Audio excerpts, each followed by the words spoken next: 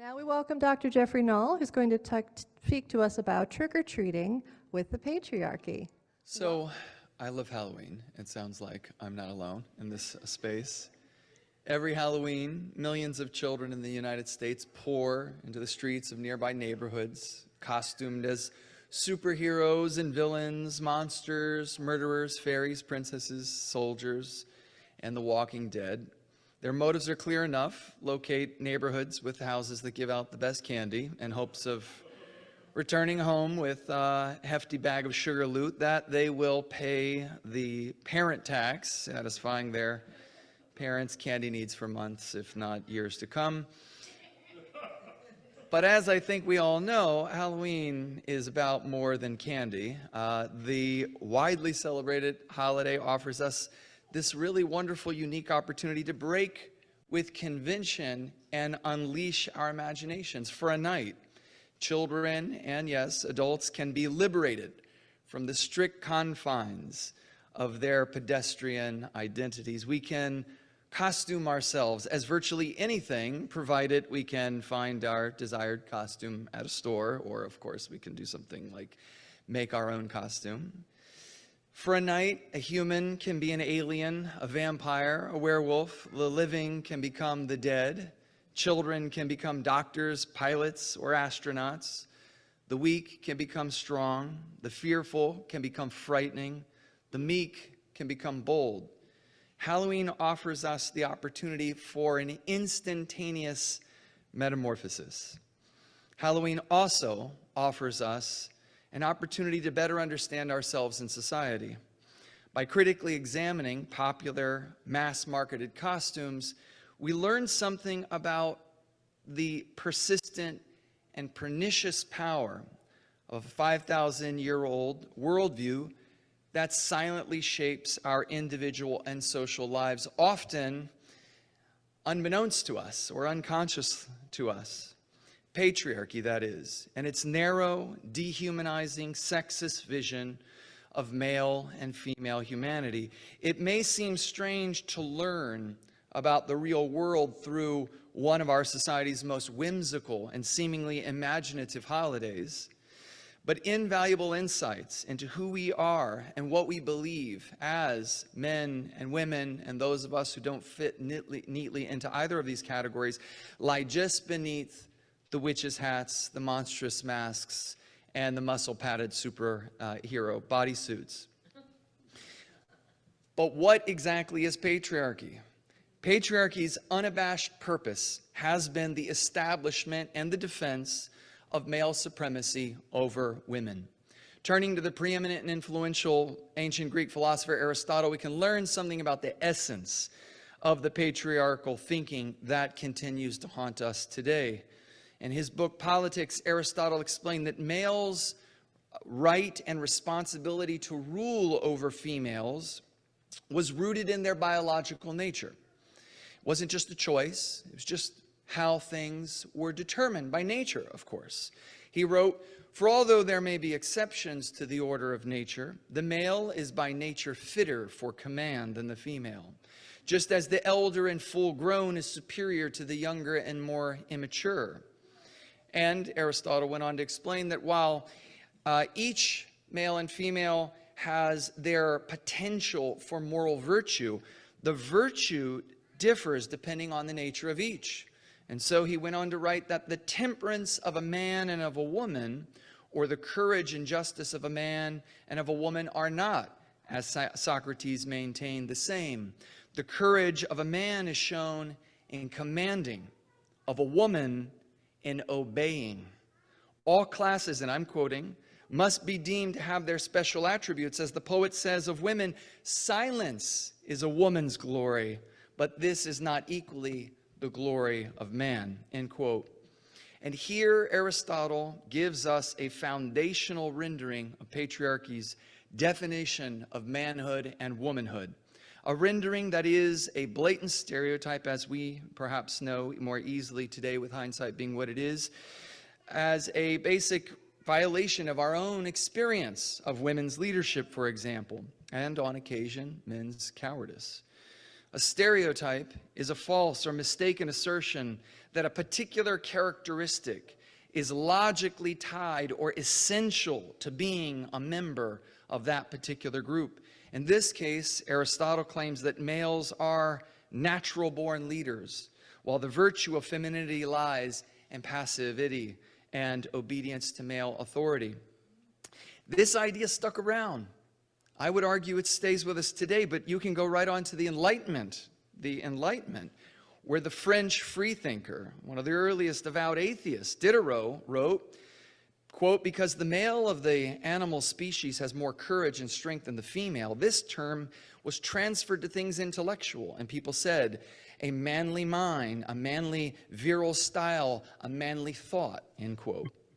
And we cannot understand patriarchy, or I would argue even Halloween, as I'll get to momentarily, or its contemporary manifestations without understanding the aim. What is the aim of patriarchy? Why does it want to dominate women? Well, to put it very simply, the commodification of women and the exploitation of their sexuality and their reproductive labor. It's that simple. It's the first version of the means of production, shall we say. Long before capitalism existed, there was patriarchal commodification of women's bodies, women's essence, as defined, of course, by not all men, but by powerful men, has been found in their sexual and reproductive service to men. Believe it or not, Aristotle set into motion, and some other ancient Greeks, that females, there was really one sex, and that was the male sex, and females were deformed versions of the male sex. And this apparently compelling view led someone like Thomas Aquinas in the Middle Ages to ask the question, how could it be that woman's individual nature was so defective and misbegotten? In other words, he wanted to know, why would God do such a thing? Why create woman, given that at an individual basis, according to him and his peers, it was so obvious that she was flawed, that she was not as she ought to be, which of course is like a man. Aquinas held that the creation of woman could not be found, her purpose could not be found in being a helpmate. Why would you have a woman if you could just have a man? A man could have helped Adam in place of a woman. The only justification for it was, quote, the work of generation. It was that she was uniquely tasked with being a reproductive object. And centuries prior to him, St. Augustine said much the same thing, quote, "I do not see," and I'm quoting him, I promise, "I do not see in what sense the woman was made as a helper for the man, if not for the sake of bearing children." Later on, Martin Luther would say very, very plainly that dying in childbirth was about as wonderful a way as a woman could possibly go, because that was her purpose. Now, while these ancient ideas seem antiquated on one view, this dehumanizing vision of men and women continues to inform many of our unconscious practices, beliefs, and actions. Patriarchy's continued influence in our culture is clearly seen when we critically examine the general differences between Halloween costumes marketed and available to boys and girls. A perusal of your local department store, now's the perfect time to do this, or the nearest corporate costume chain like Spirit, Halloween, or Party City, reveal distinct conceptions of what it means to be a boy and a girl. Boys are invited to imagine themselves as doctors, firefighters, police officers, soldiers, action heroes, an assortment of scary, that's important, zombies and skeletons, dinosaurs and clowns. And we can put up the second slide there. Girls, by contrast, are invited to be princesses, fairies, angels, and an assortment of quote-unquote cute insects, that is to say butterflies and bumblebees and ladybugs, or animals, kitties, unicorns, bunnies, and also a much smaller assortment of heroines. The psychiatrist James Gilligan reminds us that manhood has and continues to be crucially linked to violent self-assertion. backed by tomes of evidence from human history. Gilligan writes in his very important book, Exploring the Nature of Violence, Preventing Violence is the title. He writes, masculinity in the traditional, conventional, stereotypical sex role of patriarchy is literally defined as involving the expectation, even the requirement for violence under many well-specified conditions in times of war, in response to personal insult, in response to extramarital sex on the part of a female in the family, and while engaging in all-male combat sports, etc. End quote. Men have been defined and thus conditioned to be the violence objects of the powerful, not necessarily for their own sake or for themselves. And by contrast, the powerful have defined women as objects of beauty, sex, and reproduction. Again, not for their own sake, not for themselves, but for others. Gilligan writes that patriarchal culture honors women primarily on the basis of their, quote, sexual chastity outside of marriage, fidelity within marriage.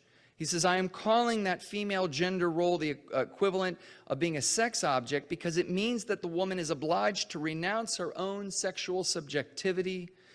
She is not permitted to have sexual wishes and activities of her own choosing before, during, or in some cultures, even after marriage, but must instead be her husband's sex object, end quote. I won't go into it right at this moment because there's so much I'd like to share with you in this short time, but the American Psychological Association talks about the sexualization of women and how women can self-objectify and how it harms their relationships. Their IQ scores plummet, their prospects for employment go down. Though we often like to imagine sexual self-expression as a version of empowerment, it is an illusory form of empowerment, which is what feminists, try to bring to our attention so that we can examine those things. In recent years, the number of occupation and superhero costumes marketed to girls has increased, which is obviously a good thing, I think. But they are still significantly less options than those that are offered to boys. For Halloween of this year, Party City offered girls 17 choices in the superhero category, while boys had 40 choices. Spirit Halloween offered girls 16 options in the occupation and military costume section, compared to 38 choices marketed to boys. Now, of course, boys can go into the girls section and girls can go into the boys section as they wish. And yet, often they don't, because they're aware of the social cues and expectations and scripts in society, which means we have to pay attention to them. I'd also point out that Target gives boys more than twice as many hero costume options than girls. Now, even as modest gains are being made in liberating children of a patriarchal gender ideology that masquerades as biology, a closer look at the details of ordinary costume selections reminds us of how much remains unchanged. Costume names and designs undermine what might otherwise appear to be some kind of gender parity. At Party City and Spirit Halloween, when boys are pirates, they are kings, quote, I'm quoting here, rascals, they're looters, rebels. When girls are pirates, they're precious, beauties, cuties, and sweethearts. When boys are ninjas, they're warriors, avengers, dragon slayers, while the offerings for the girls may be something like, and I quote, sassy samurai. Girls can even be sassy space girls, but unsurprisingly, no such sassy offerings are provided in the boys section. And she can't just be a devil, a witch, or a cat. She has to be a devil diva, a darling witch, or a pretty kitty. Now, even if the girl's devil costume is called Fiery Devil, the design of the costume, including the tights and the dress, nothing against these things here, more on that in a bit, makes it clear that being cute is her top priority, like it or not. Costumes geared toward boys represent characteristics as evidenced in their names and their professions that elicit, based on patriarchal values, greater social respect. They're tied to financial success and respectability. I don't have any objections. Radical feminists don't have objections to tights and dresses and to softness and to smiling, but patriarchy does, and it will penalize those who associate themselves with such things. Those marketed to girls highlight comparatively diminutive qualities and roles, as per the dominant culture, indicating that she is pleasant, but not necessarily powerful. Given that our society rewards a kind of power associated with assertiveness, leadership, and even aggressive dominance, the implications of these symbolic associations are real. Whether we want to ignore it or not, they're real and they're apparent, even as we don't pay attention. The naming and designs of superhero and law enforcement costumes also tells us something about the continued stereotyping of girls in our society. Batgirl and American Dream, for example, come with skirts or tutus that suggest they are more ready for a dance recital than doing physical combat against ruthless foes. I got nothing against a recital. Let's have a recital instead of battling our foes. All right? But it's worth paying attention to these differences. This difference further suggests the continued expectation that girls obey patriarchy's dictate that beauty and sexual attractiveness in adulthood and agreeability communicated through cuteness are cornerstones of female identity and self-worth. That mass-marketed costumes reflect and reinforce patriarchy's appearance-based definition of womanhood is further illustrated by the fact that common words used to describe, now I'm just talking about the junior girl costumes, begin with things like sweet and beautiful and honey and heartthrob and sweet and sassy and the most common of all, cutie. And it's not just that those are sprinkled in there for children to pick because they like them. It's because the overwhelming homogenized expectation is colored by these terms. The presentation of boy selfhood, however, is not without negative implications. Feminist thinkers like Jackson Katz and Bell Hooks argue that gender stereotypes not only dehumanize girls, excessively emphasizing their status as beauty objects and sex objects in adulthood, they also promote dehumanizing visions of male selfhood as fundamentally centered around the capacity for force, dominance, and violence. Halloween costumes for boys and men overwhelmingly identify males with a particular kind of power. Not the power to love, not the power to connect and to commune and to communicate, but the power to evoke fear, to enact violent force through guns, through strength, through muscles, through superpowers. And this is not the only vision of power that could be available to them, but within a patriarchal culture, it is the one so often offered. Beyond the toddler age, boys' costumes overwhelmingly communicate menace compared to girls' costumes. As the authors of Packaging Boyhood write, for the youngest boys, there's the occasional Pooh Bear or SpongeBob, even a cute puppy or lion, but they are buried in an avalanche of ninjas, special Delta Force soldiers, and Transformers, end quote. And I remember a few years ago, because I have children and spent my time in the Halloween stores, where I watched a father discourage his young son, the kid was 4 or 5, and he was discouraged from choosing the costume he wanted, which was Thomas the Tank Engine costume. The dad urged his son to choose something more menacing, more cool in his specific terms.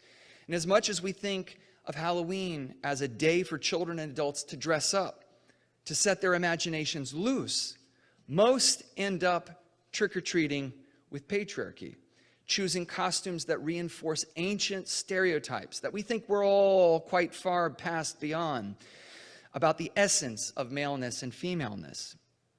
Now, many see no problem in the mass-marketed sort of polarization that we see about what's appropriate for boys and for girls.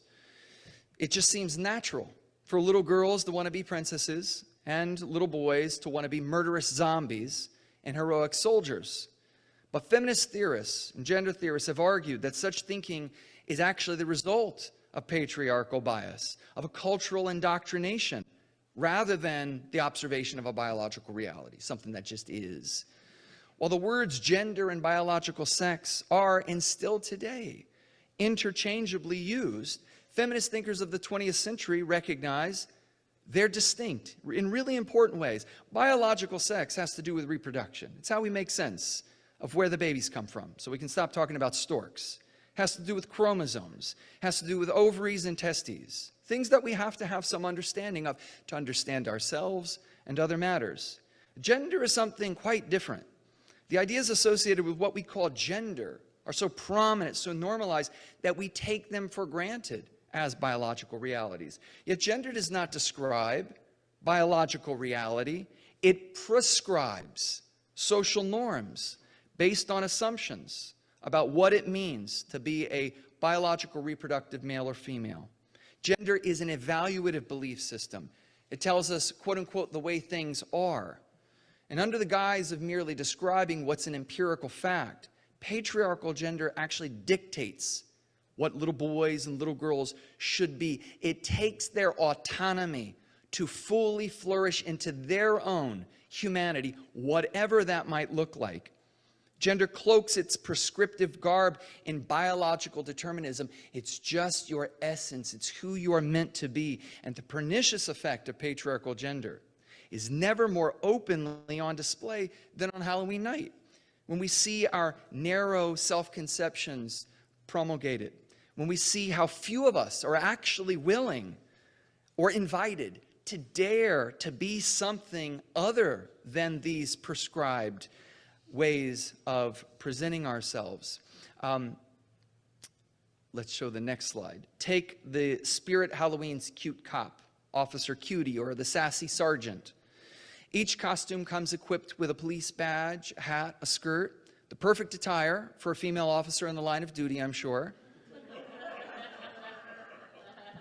I'm sure that I surprise exactly no one when I write that there are no such costumes marketed to boys to sort of embody this version of police officering. And this kind of language, like a cute cop, Officer Cutie, it would be patronizing. It would be perceived as demeaning. It would be to trivialize someone who wanted to embody something powerful, something serious, something to not be trifled with. These critiques sometimes come across to people as being trivial until we begin to honestly reflect upon the continued presumption that important jobs like police work are for men. I'll give you a great example.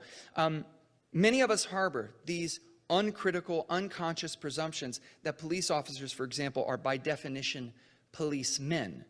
An example that I like to share is some time ago I was teaching a class at FAU in the Women's Gender and Sexuality Studies program. And I will occasionally ask students to write down in a couple sentences what they would say if I walked into a room and I said, "Oh no, an officer's just been shot." And I asked them, like, what questions would you have? And write it in a complete sentence. And the vast majority of students will end up using the gendered pronoun he and him in their explanations or their questions. And I recall running this thought experiment in a class where one of the female students, who was pursuing a career in policing, she was going to be a police officer. She not only intended to be a cop, but also knew female police officers. They were friends of hers. And when she explained that she wrote down her questions, she also used only gendered pronouns of he and him. And she was not happy. I didn't have to tell her there was something wrong with that. I didn't scold her or critique her. She was not pleased that her own unconscious biases working against her own commitments, her own convictions, presented themselves that way. And I think that it's this, in a word, androcentrism, this way of envisioning the world as defined around and centered along men that continues to present itself. And before I close, I want to share one other really interesting example that I hope you'll be on the lookout for. If you could go to the next slide. Androcentrism is a way of thinking that takes male-centered beliefs and values and assumptions for granted as the norm for everyone, including for women. Beliefs like being a cop is a man's job and being beautiful is a woman's job are androcentric. Androcentrism privileges men by linking them with power and authority and resources. That's why words like manpower, fireman, congressman, policeman, superman roll off the tongue with ease. But even in the 21st century, woman power, firewoman, congresswoman, policewoman, superwoman are comparatively cumbersome, unfamiliar, awkward, incongruous. This is not just how it is. This is the result of many centuries of male dominance of culture and social institutions. Androcentrism helps explain why the overwhelming majority of heterosexual women in the United States, 70%, and 90% of women in Britain, take the last names of their husbands, usually forsaking their birth last name. That's their choice, that's their business. I'm not passing judgment, but it's almost as if it's compulsory. Androcentrism is nakedly exemplified in mass marketing Halloween costumes, in which girls and women are invited to unabashedly identify with prominent male characters in popular culture in a way that boys are not invited to identify with female characters. Just think about women. Women can be one of the Ninja Turtles. They can be Scooby-Doo. They can be Buzz Lightyear, the Mario Brothers, Jack Skellington, Beetlejuice, Cat in the Hat, Peter Pan, Patrick from SpongeBob, okay? Sully from Monsters, Inc. She can become the Scarecrow from The Wizard of Oz, and she can become any of your favorite male protagonists in horror movies. Michael Myers, Chucky, you name it. On the other hand, boys and men are offered exactly 0 mass-marketed Halloween costumes of girl characters. Is that really a coincidence? Boys are not offered packaged costumes of April O'Neil. She's pretty badass, why not? Velma, Jessie from Toy Story, Princess Peach, Sally, Tinkerbell, Sandy Cheeks if we're going to go into SpongeBob, Dorothy from The Wizard of Oz. Neither are men offered costumes of Wonder Woman, Harley Quinn, Black Widow, Katniss Everdeen, and so on and so forth. Why is that? Is that just one grand coincidence? The ugly essence of patriarchal ideology is the belief that females are inferior to males. Just ask yourself, very briefly, in your own head, don't say it out loud, it'll get a little racy, but what are the worst things you could ever call a person? And most of those words are another word for a woman. To tell a woman she has balls is to say she's got some courage. You tell a man that he's got ovaries, you're meaning to humiliate him. Just as white supremacists conceive of whiteness as purity, void of blackness, maleness is conceived of purity, void of femininity. Just consider how often something like the reason why boys aren't going to dress, well, I'll put it to you this way. For most boys, nothing is scarier. Nothing is scarier than acting like a girl. To put the point really succinctly, large numbers of boys aren't going to clamor to dress up like Princess Peach. When being called a princess is the polite version of being called that other P word. So, I love Halloween as much as the rest of us. I know I've taken a lot of time, so I'll just close by saying there are some really interesting counter movements. We do see an expansion of girls and women thinking differently about who they can be and how they can conceive themselves.